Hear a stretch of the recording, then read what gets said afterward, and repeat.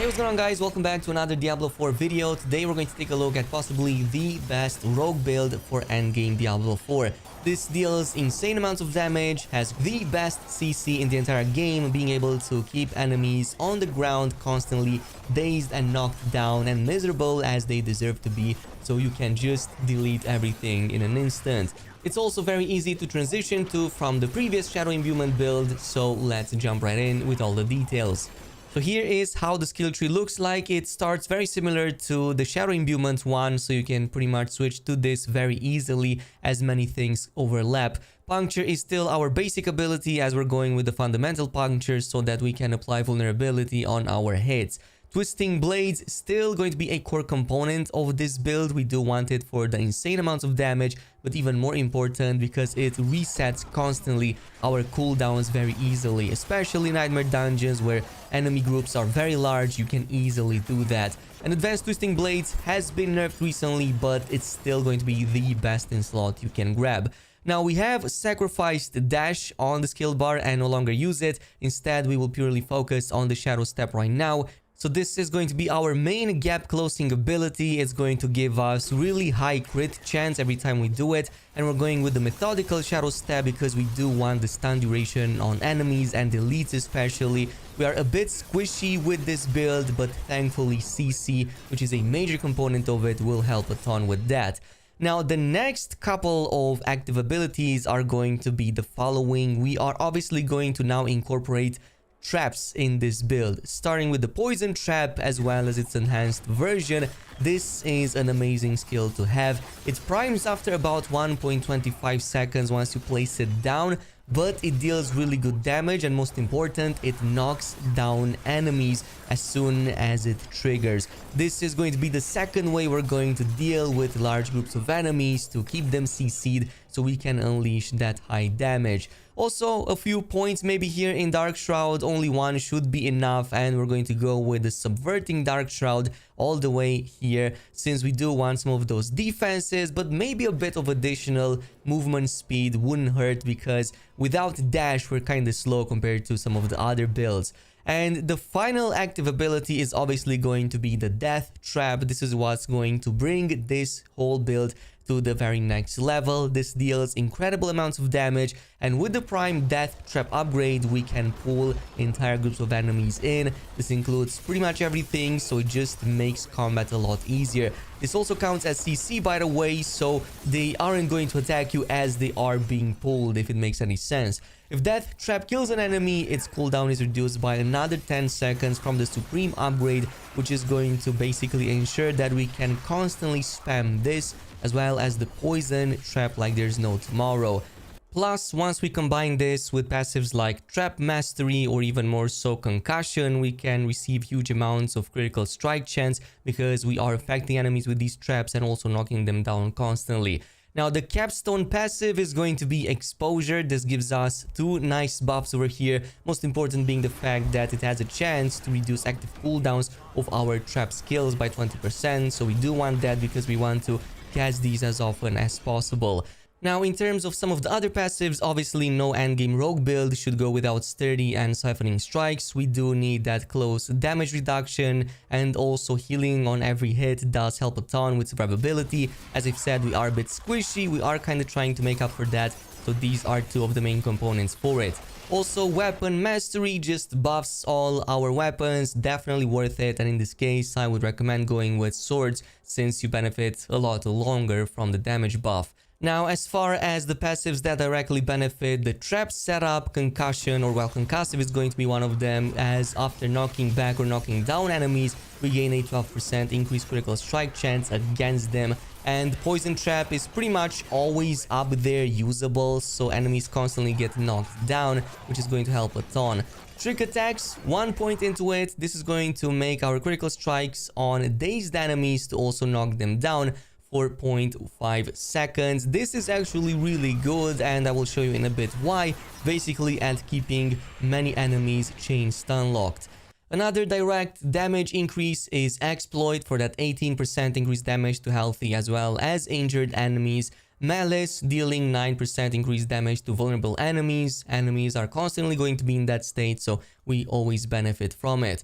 Now, if you want to sacrifice some of these and go for a little bit more defenses, then what I recommend going for are these two right here: Debilitating Toxins and Alchemical Advantage. So the first one makes enemies that are poisoned to deal less damage, which can help quite a lot since you are poisoning them all the time.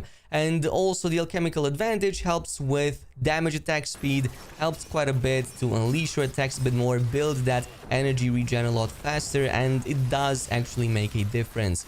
As far as the other ones, most important is going to obviously be the Trap Mastery down here. When Poisoning Trap or Death Trap activates, you're gaining 12% increased critical chance against vulnerable enemies and crowd control enemies. So all in all, you're constantly benefiting from the Trap Mastery as well as the Concussive as you are placing down these traps.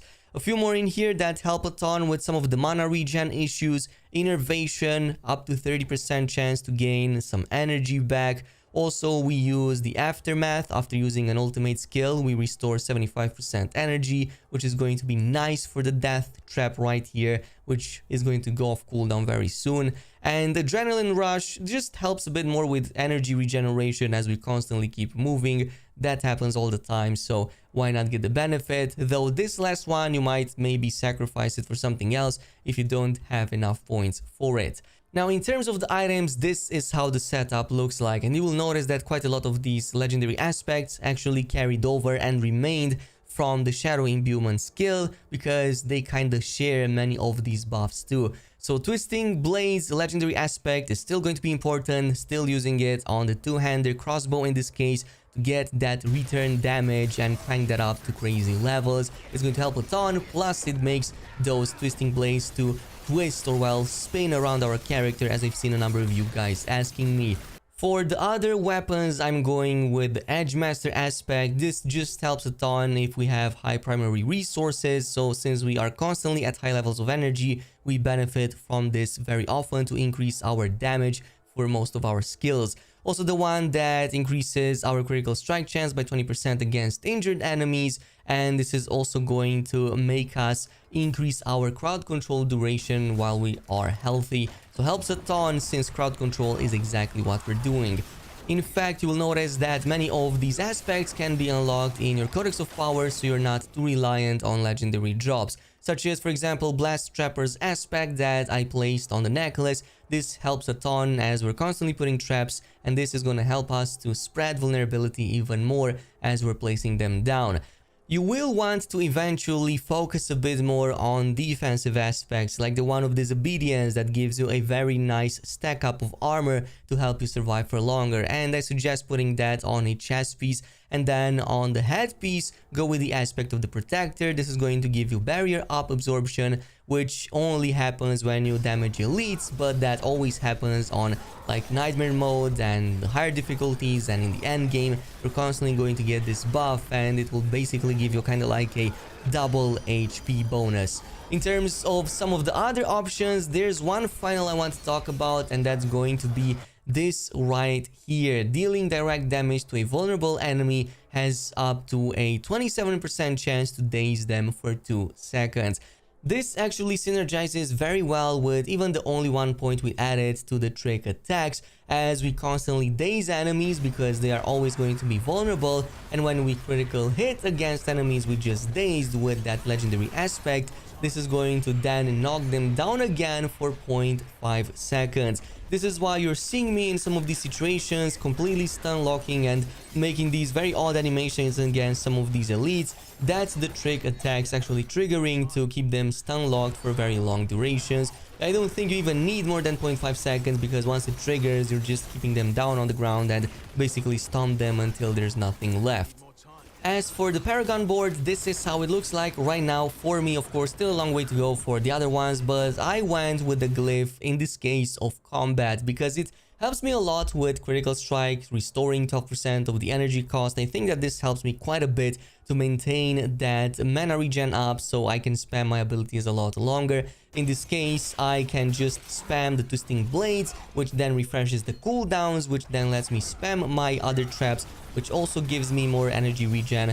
So it's kind of like a feedback loop that once it triggers, it works perfectly to give you those infinite resource generations and also unleash your mightiest attacks. As far as the other ones, of course, skillful, as well as the first one right here called Prime, help a ton once you meet the requirements to give you basically a 40% damage on top between both of them. But you can totally switch to something else, such as Closer, if you find yourself dying a bit too often. This one can help a bit when you're staying in melee range to reduce some of the incoming damage, but I didn't like it as much. I preferred going in full damage. As far as playing with this goes, it's pretty easy. You will want to just go from one group to another, unleash Twisting Blades, and once you go to a bigger one, Shadow Step to an enemy, place down both of the traps, including the Death and the Poison Trap. This is going to suck everybody in, then it's going to knock them down, applying that poison over time, give you the buffs, and from this point on you can just spam your Twisting Blades even more. This is pretty much going to completely one-shot entire groups, there's no escape, and if there's any escape for them, you're going to just refresh all your cooldowns by the time they even get up in that like 1 second time that they have. Point at which you can repeat the entire process, cast the whole like number of traps once more, rinse and repeat until there's nothing left on the screen. Seriously, this build is extremely satisfying and fun to play. It takes a bit of time to get used to with the traps, arming, but it's the best right now in terms of damage, clearing speed, and just reaching the end game faster. Let me know down below if you're using this or if you're planning to. In the meantime, thanks so much for watching, and until the next video.